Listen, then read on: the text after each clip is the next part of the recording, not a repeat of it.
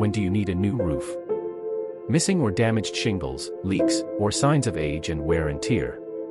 Most roofs have a lifespan of around 20 to 25 years.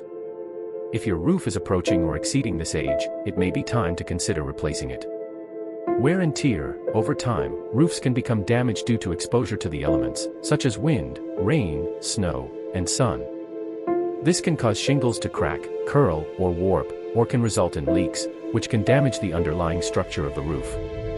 Storm damage. Severe weather conditions like hail, heavy rain, or wind can cause significant damage to your roof. If your roof has suffered damage due to a storm, you should have it inspected by a professional to determine whether it needs to be repaired or replaced.